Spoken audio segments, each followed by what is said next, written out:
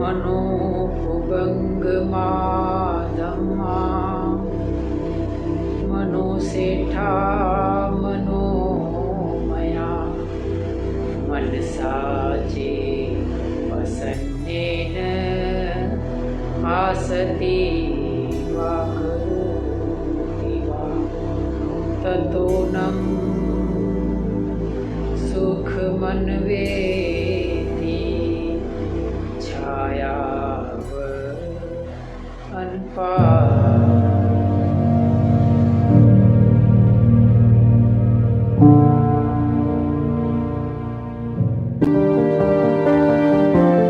To accelerate the wheel of Dhamma, subscribe the channel and press the bell icon.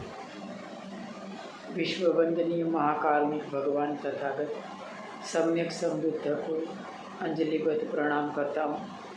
Doctor बाबा साहब भीमराव अंबेडकर, उनके प्रति कृतज्ञता व्यक्त करता हूँ और आप सबका श्रद्धावान परिवार। धम्मपद की एक गाथा है, वो गाथा में कहा है,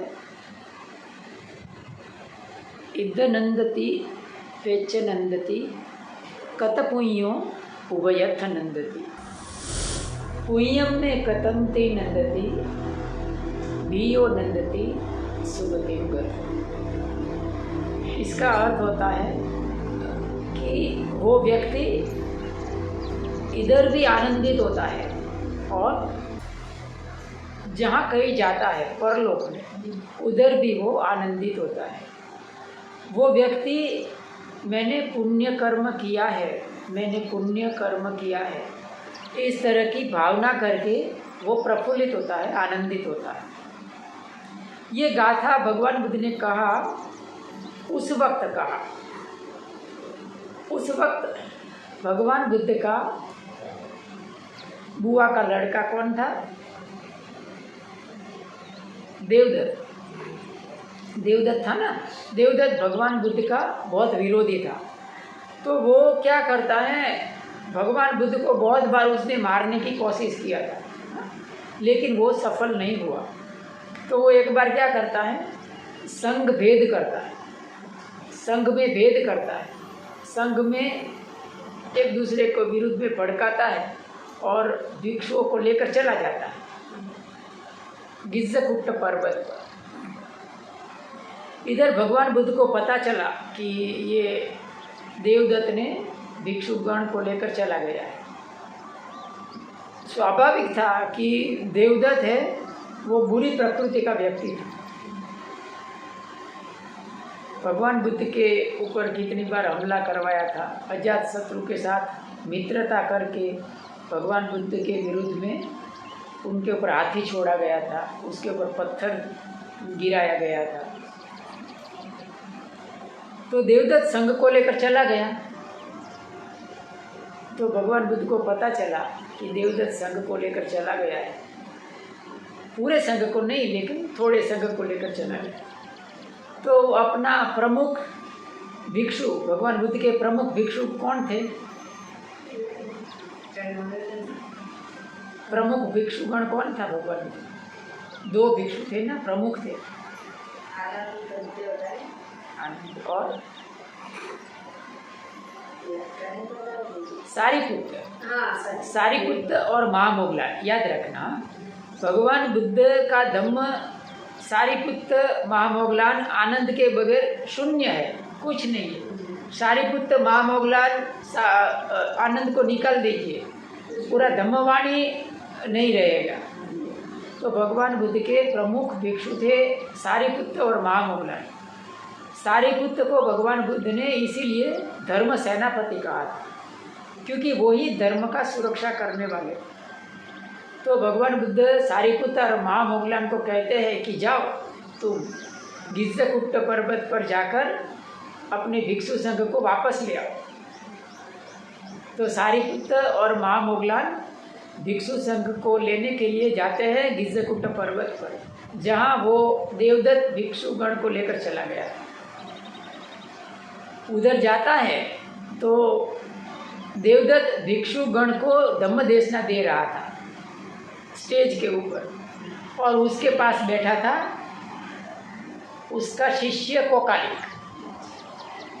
देवदत्त का एक शिष्य था, अभी देवदत्त का शिष्य उसके जैसे ही होगा ना, कोकालिक उसका नाम था, बहुत बुरी प्रकृति का था कोकालिक। तो कोकालिक भी उसके जैसा था, तो वो भी बैठा था और देवदत्त भी बैठा था। और दूर से सारीपुत्र और महामोगलान को आते हुए देखता है देवदत्त, तो बहुत खुश हो जाता है।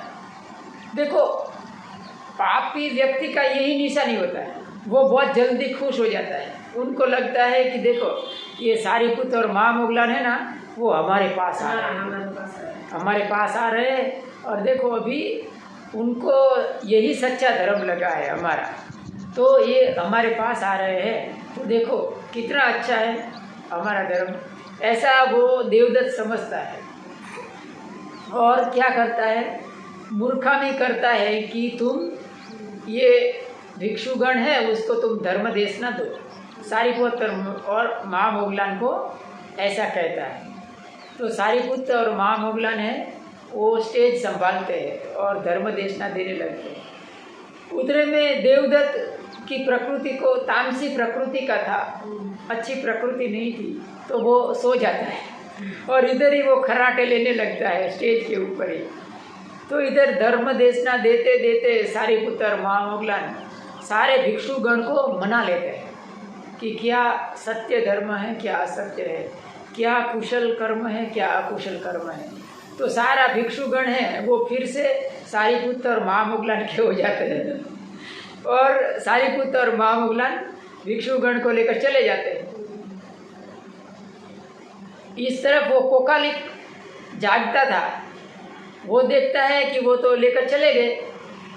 फिर वो धम्मवाणी में कहा कि वो कोकालिक देवदत्त को लात मार के जगाता है, बोला जाग, बोला कि देख तुम्हारा संग को लेकर चला गया वो दोनों। तो देवदत्त जागता है तो बहुत ही वो उसको पीड़ा होती है, बहुत ही उसको दुख होता है, और ऐसा कहा कि उसको खून का उल्टी हो जाता है, इतना दुखी हो जाता है। और फिर देवदत्त अभी अकेला हो गया, हाँ, भगवान बुद्ध से नाता टूट गया, संघ से नाता टूट गया, इवन अजात शत्रु का उसने सहारा लेना चाहा, अजात शत्रु ने भी उसका हाथ नहीं पकड़ा, अभी बहुत अकेला हो गया। तो उसको फिर बहुत पछतावा हुआ, बहुत पछतावा हुआ कि अभी मैं भगवान बुद्ध के पास माफ़ी मांग लूँ और उसके पास क्षमा याचना करूँ और उनके पास जाऊँ। ऐसा सोचकर वो देवदत्त और कोकालिक दोनों निकलते हैं। बीच में एक नदी आती है, उधर कहा जाता है कि देवदत्त नहाने के लिए जाता है, लेकिन वो उधर ही मर जाता है, बुरे मर जाता है, वो जिंदा नहीं रहता फिर। और फिर भगवान बुद्ध के पास ये बात पहुंचती है, तो भगवान बुद्ध कहते हैं कि उसके बुरे कर्म थे देवदत्त के, और महामोगलान और सारीपुत्र ने भले कर्म किए कि जो संघ भटक गया, बराबर, अगर उसके साथ रहे होते तो वो भटक जाते थे और वो उनका अच्छा नहीं होता था संघ का। तो इसीलिए भगवान बुद्ध ने ये गाथा कहा। कौन सी गाथा कहा? इद्दनंदति पेचनंदति कतपुण्यो उभयत्नंदति। वो व्यक्ति इधर भी प्रफुल्लित होता है, प्रसन्न होता है कि मैंने भला काम किया। सारीपुत्र महामोगलान ने भला काम किया था ना, संघ को छुड़वाया, नहीं तो वो जो था देवदत्त, वो चमत्कारिक शक्तियों को भी जानता था, तो दूसरे को भटका देता था संघ को। तो इस तरह से भगवान बुद्ध ने ये गाथा कहा कि इद्दनंदति पेचनंदति कतपुण्यो उभयत्नंदति। जो व्यक्ति पुण्य कर्म करता है वो इधर भी प्रसन्न होता है और आगे भी प्रसन्न होता है, सोच कर प्रसन्न होता है कि मैंने पुण्य कर्म किया है। ये गाथा भगवान बुद्ध ने धम्मपद में कहा। पहला ही वग्ग धम्मपद का, कौन सा? यमक वग्ग की ये गाथा है। तो आप सबको ये धम्मपद पढ़ना चाहिए। तो इस तरह से हमारे जीवन में जब भी हम धम्म का पालन करते हैं तो इस तरह से पुण्य कर्म करते हैं तो हमें उसका फल अच्छा मिलता है, और अगर बुरा कर्म करते हैं तो फल है बुरा मिलता है। देवदत्त को बुरा फल मिला ना, तो उसके लिए ही भगवान बुद्ध ने गाथा कहा। क्या कहा कि इद्ध तपति वेच्च तपति कत पुण्यो उभयथ तपति पापम में कतंति तपति धीयो तपति दुगतिम गतो। देवदत्त ने क्या किया, पाप किया ना, तो इधर भी वो तपता है मानी पाप से पीड़ित होता है। इद्ध तपति पेच तपति मानी कोई जाता है नरक में जाता है तो उधर भी दुख उठाता है। इद्ध तपति पेच तपति कत पापम में कतंति तपति, मैंने पाप किया है ऐसा सोच कर वो दुखी होता है। तो इस कारण से भगवान बुद्ध ने ये 2 गाथा कहा। आज इतना ही रखता हूँ। आपके परिवार ने ये पूजन दान देकर बहुत बड़ा पुण्य कर्म अर्जित किया। इस पुण्य कर्म से आपने आपके जीवन में आपके परिवार में सुख शांति आए। आपका परिवार धन धान्य धर्म और प्यार से समृद्ध सबका जीवन इस पुण्य कर्म से लाभान्वित To accelerate सबका the Mangal wheel of Dhamma, सबका मंगल हो। subscribe the channel and press the bell icon.